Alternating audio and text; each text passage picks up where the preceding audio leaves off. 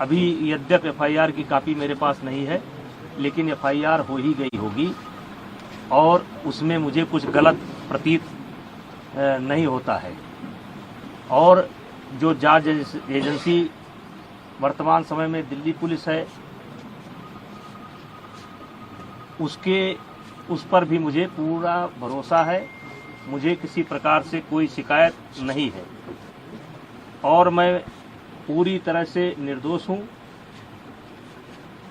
और इन आरोपों का सामना करने के लिए तैयार हूं। जांच एजेंसी जहां भी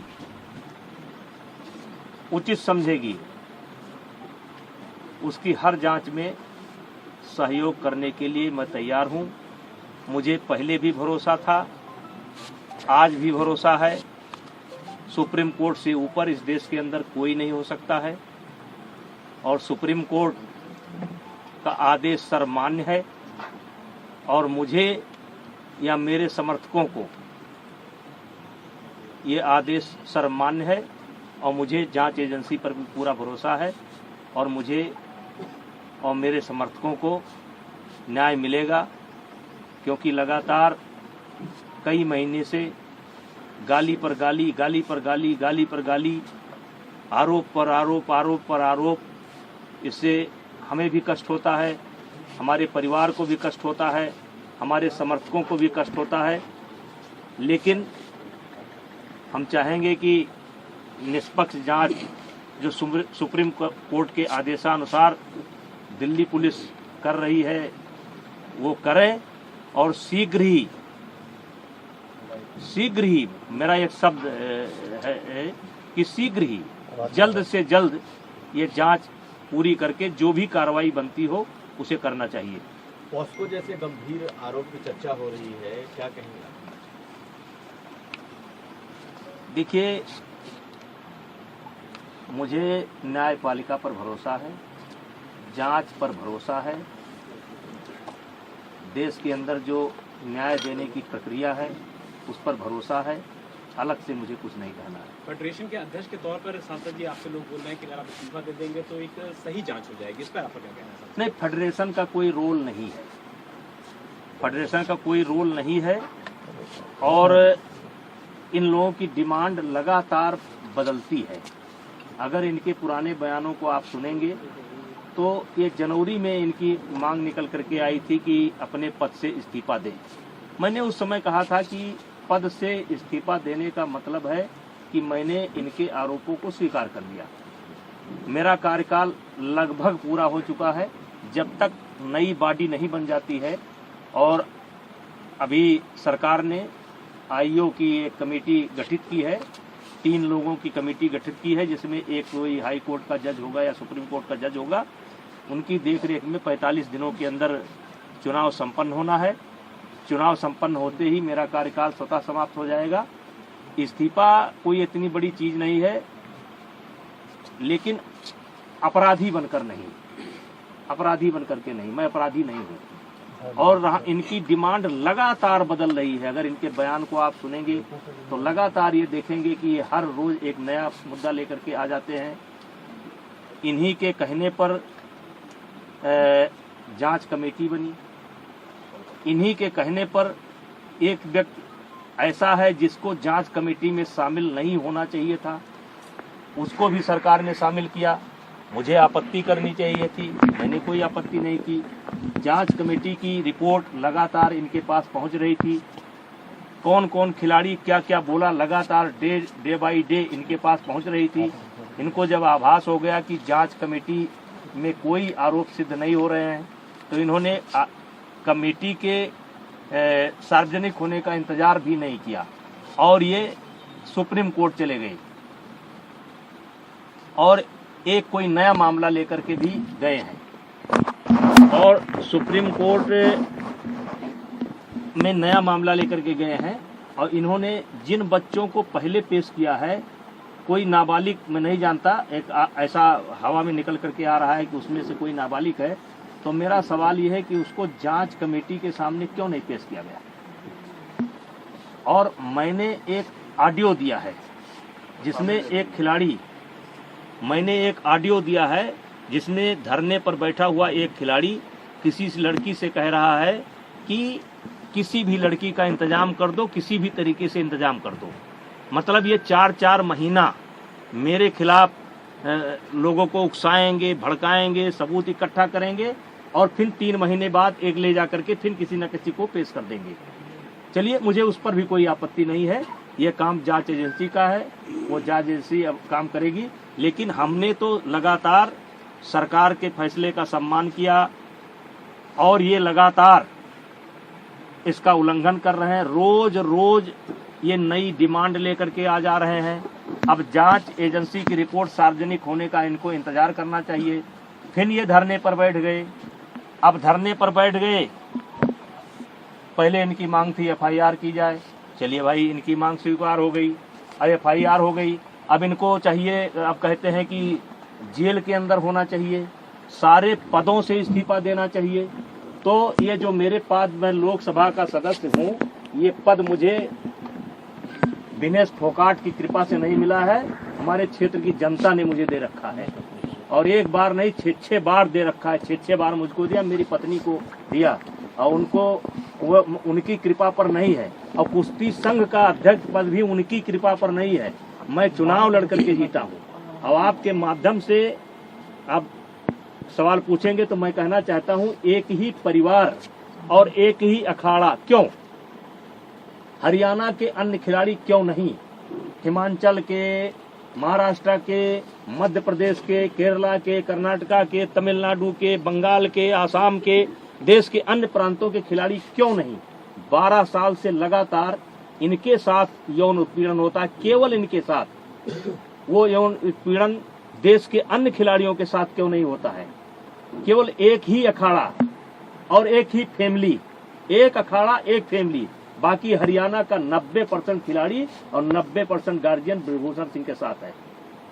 क्योंकि मैंने काम किया है, मैंने खेल को जहां तक सेवा दे सकता है ईमानदारी से सेवा दिया है। और इसीलिए आज देश का एक, जबकि इन्होंने कोई कसर नहीं छोड़ी है, इन्होंने कोई कसर नहीं छोड़ी है कि कोई निकल करके आ जाए। लेकिन एक सवाल मैं मीडिया के माध्यम से, आपके माध्यम से रखना चाहता हूं कि 12 साल से इनके साथ ही हो रहा है, एक अखाड़ा एक फैमिली। और इस 12 साल में भी एक बार भी ये शिकायत लेकर के ना तो खेल मंत्रालय में गए हैं, ना किसी पुलिस स्टेशन पर गए हैं, ना कभी फेडरेशन में आए हैं। और यही खिलाड़ी आंदोलन के 15 दिन तक पहले इनकी वीडियो सुन लिया जाए, इनका ऑडियो सुन लिया जाए, और ये जो है हमारी तारीफ करते थे। ये जो खिलाड़ी आज धरने पर बैठे हैं, ये अपने शादी में मुझे क्यों बुलाते थे? फिर जोड़े में होकर के मेरा फोटो क्यों लेते थे? मेरा आशीर्वाद क्यों लेते थे? लेकिन मैं एक संवैधानिक पद पर हूँ, मेरी एक बोलने की मर्यादा है, उस मर्यादा के तहत मैं बोल रहा हूँ। अब मामला सुप्रीम कोर्ट के पाले में है, दिल्ली पुलिस के पाले में है, जो भी निर्णय करेगी हम मुझे उसे इस साजिश के पीछे कौन लोग हैं? सांसद जी, साजिश के पीछे कौन लोग हैं? आखिर आपको इसके पीछे क्या दिखता है? कौन है वो एक फैमिली, एक अखाड़ा, और इसके पीछे कौन लोग? का नाम क्या है? देखिए, मैं शुरू से कह रहा हूँ कि इसमें एक उद्योगपति का हाथ है, कांग्रेस का हाथ है। मैं शुरू से इस बात को बोल रहा हूँ।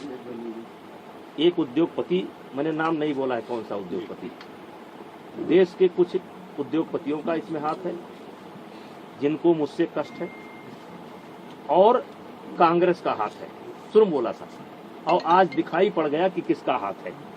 जब इनकी मांग मान ली गई, एफआईआर दर्ज की गई, जांच तरीके से कहिए कि कार्रवाई शुरू हो गई, तो तब आप क्यों नहीं जा रहे हैं? अब क्यों मोदी जी के खिलाफ बोल रहे हैं? अब क्यों खेल मंत्रालय के खिलाफ बोल रहे हैं? अब क्या जरूरत है? पप्पू यादव को बुलाने की क्या जरूरत है? केजरीवाल को बुलाने की क्या जरूरत है? वो कोई रिटायर गवर्नर है, क्या नाम उसका, सतपाल मलिक को बुलाने की क्या जरूरत है? प्रियंका गांधी जी को तथ्य मालूम नहीं है। जिस दिन प्रियंका गांधी जी को तथ्य मालूम होगा कि दीपेंद्र हुड्डा ने कहां ला करके मुझे फंसा दिया, उस दिन उनको मालूम पड़ेगा। ये जांच की रिपोर्ट आएगी तब उनको मालूम पड़ेगा गलत जगह पर फंस गए। आज जो कांग्रेस की दुर्गति हो रही है ना, इसीलिए हो रही है। कभी वो सर्जिकल स्ट्राइक पर सवाल उठाएंगे, कभी एयर स्ट्राइक पर सवाल उठाएंगे, कभी कोरोना पर सवाल उठाएंगे। अब पूरा मामला पता नहीं क्या जंतर मंतर पहुंच गए। जांच का इंतजार कर लेते, दिल्ली पुलिस की रिपोर्ट का इंतजार कर लेते, तब जंतर मंतर पहुंचते।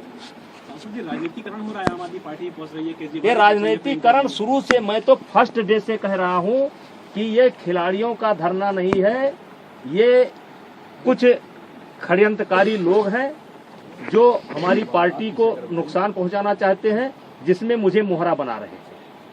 यानी कि निशाना जरूर आपके ऊपर है, लेकिन लक्ष्य दूसरा है कोई नहीं।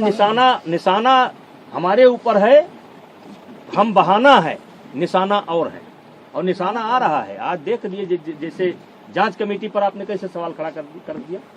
आपके कहने पर एक ऐसे व्यक्ति को कमेटी में शामिल किया गया जिसको नियमतः नहीं शामिल किया जा सकता था, क्योंकि उसी ने धरने की परमिशन ली थी, और उसके बावजूद भी उसको कमेटी में शामिल किया गया। आपको लगता है सरकार झुकती चली गई है इन लोगों के साथ? यही वजह है कि मांग बढ़ती चली गई। अब देखिए, मैं सब चीजों पर नहीं बोल सकता। मामला सुप्रीम कोर्ट में है और सुप्रीम कोर्ट के संज्ञान में है और पुलिस के निगरानी में है। मैं बहुत कुछ नहीं बोल सकता। सांसद जी, आप इस बात का दबाव कही थी कि आपने जो ऑडियो थी वो ऑडियो किसको दी है? वो जो खिलाड़ी की ऑडियो, जांच कमेटी को। कौन खिलाड़ी था ये कोई जरूरी है भाई? जांच कमेटी को दे रखी है। वो लड़कियों से बात करता है कि भाई देखो, कोई लड़की बात कर लो, कोई लड़की, किसी भी तरीके से कोई लड़की ले आओ, और ले आए। क्योंकि जो आईओ के सामने जो बच्चे पेश हुए हैं, या जो बच्चे ओवरसाइट कमेटी के सामने पेश हुए हैं, उसमें वो बच्चा नहीं था। यद्यप मुझे उस बच्चे का नाम पता भी नहीं मालूम है, लेकिन वो बच्चा नहीं था। सांसद जी, जैसे कि 16 से 18 इधर खेल हुआ, तो क्या इस खेल को जो पहली बार रोका गया था और दोबारा हो गया, इसके बाद ये टाइमिंग क्या कैसे देखा जाए कि ये धरना शुरू हो गया? अब देखिए, बहुत अच्छा सवाल आपने किया। ये कहते हैं कि मुझे कुश्ती को बचाना है, इसलिए हम इस धरने पर बैठे हैं। हमारे देश को एशिया चैंपियनशिप जूनियर अलॉट थी, आपने पत्र लिख करके उसको कैंसिल करवा दिया। ये इन्होंने कुश्ती को बचाया। दूसरा, ओपन नेशनल टूर्नामेंट हो रहा था, उसको इन्होंने रद्द करवाया। एक काम ये उन्होंने कुश्ती को करके बचाया। महिलाओं का कैंप चल रहा था, बच्चियां आ चुकी थी, उनको कैंप छोड़ करके भागना पड़ा और वो आज तक कैंप नहीं लग पाया। ये इन्होंने कुश्ती को बचाया। और जब ओवरसाइट कमेटी बनी थी तो उसमें 3 सप्ताह का समय दिया गया था। 3 सप्ताह के बजाय मैंने 3 महीने तक वेट किया, और जब ओवरसाइट कमेटी समाप्त हो गई, उसने अपना कार्यकाल समाप्त किया, क्योंकि हमारी फेडरेशन को भंग नहीं किया गया था। हमारी फेडरेशन को भंग नहीं किया गया था। जब ओवरसाइट कमेटी ने अपने आप को ये हो गया कि अब ओवरसाइट कमेटी नहीं है, तो चूंकि देश में जैसे इस समय एशिया चैंपियनशिप होना है, फिर वर्ल्ड चैंपियनशिप होना है, हमारे यहाँ खेल रुका हुआ है, कोई नेशनल नहीं हो रहा है, कोई ओपन नेशनल नहीं हो रहा है। तो जब नेशनल नहीं होगा, अब जैसे कैडेट है, अगर कैडेट का नेशनल नहीं होगा, अंडर 15 का नेशनल नहीं होगा, तो एशिया जाने के लिए टीम कैसे बनेगी? एक प्रक्रिया है ये कि पहले हमको कराना पड़ेगा। हमारी फेडरेशन भंग नहीं थी, हमने जो है इस खेल को करवाया। अब ये खेल को करवाया तो हमने भाई हरियाणा के खिलाड़ी लड़े, बहुत बड़ी संख्या में लड़े, बच्चे मेडल लेकर के गए।